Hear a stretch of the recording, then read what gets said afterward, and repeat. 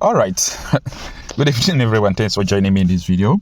Don't mind, please, because where I am now, there is no light. So I'm just using the public light.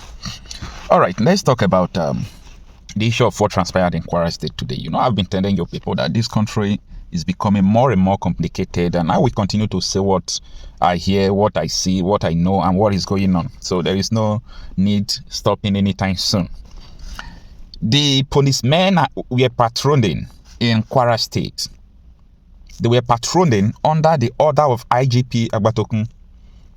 They were making sure that this Christmas will be safe for people. They were coming very close to churches, monitoring the situation and movement of any kind so that they will know what to do and react on time. Anti-bomb and counter-terrorism unit is the thing I'm talking about. So what happened? They said, this is what the officials have confirmed. They said that the Nigerian soldiers opened fire on them. Why are you patrolling to stop the terrorists?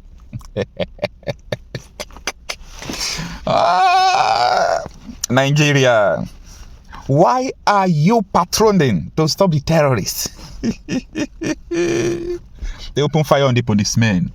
And you know the most important thing, if something like this happened and one or two was arrested or are being detained, is something that is very, very good. Because despite we understand that if they are still connected to the powers that be, they will still go for free.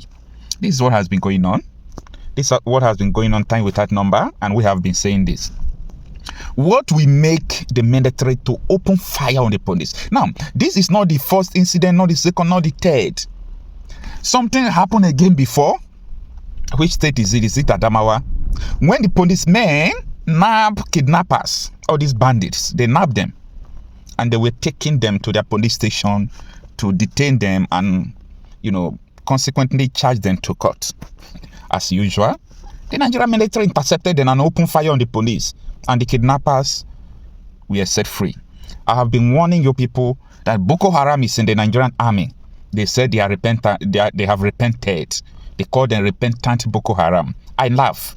I laugh because anybody who accepts, I don't know the adjective I use to quantify that jargon, that condition, they call repentant Boko Haram into the Nigerian Army.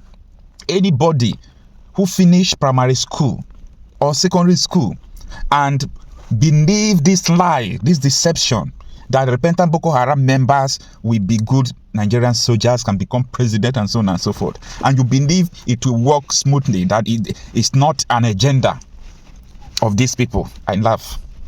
I will just know that you've got to start from primary one again.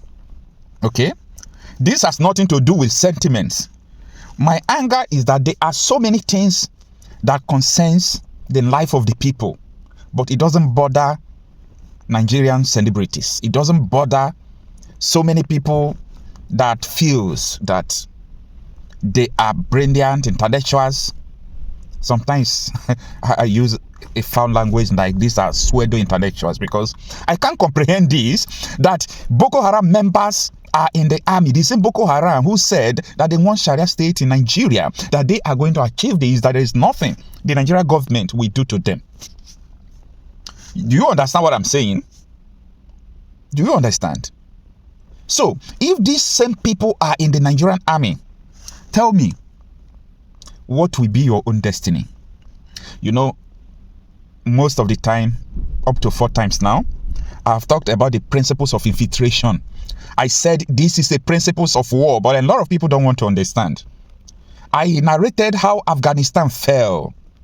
People were doing this thing they are doing, professors, intellectuals, pseudo intellectuals. They were speaking language, like talking grammar, talking English, trying to prove that they know. But some persons were warning them, Afghanistan is going to fall. US tried their best. US brought military that was backing Afghanistan soldiers, just like the corporation that the Nigerian government have entered with US now. They want US to back them up to fight the terrorists. It's not going to work. US knows this. If US enter the fight, US is pretending. because US knows that this is not going to work. US should learn from Afghanistan. Now, then, for those of you who don't know about the principles of infiltration that fall Afghanistan into the hands of Taliban, let me just tell you this story. These principles of infiltration, the Taliban, they were patient and strategic. It takes time, like years. They started sending their men into the Afghan army, Afghan soldiers. They started recruiting their people, like normal civilians, entering into the training. The Americans were training them. And they were so patient for those people to rise to some ranks in the army. And they were fighting little by little with the Afghan soldier backed by the US. But on a fateful day, when their people have, entered the position of generals, commandant, what happened? They went offensive against the Afghan soldiers backed by the US military. They went offensive on them, straight ahead. And what happened? They were surrendering. Imagine you as a soldier, you are on a battlefield and your commander call you, surrender. The Afghan soldiers did not kill any of them. That was a principle of infiltration. They were able to infiltrate the Afghan military. They infiltrated their system. So it was just handing over everything, both the American weapon, they hand them over to Taliban. Now, I am telling you, this is the same principles of infiltration that is going on in Nigeria. If you like, you hear. If you like, not believe. Okay, I pray God will keep you alive to understand what is going to happen. Just very, very close. Very, very close. I am monitoring this situation very close.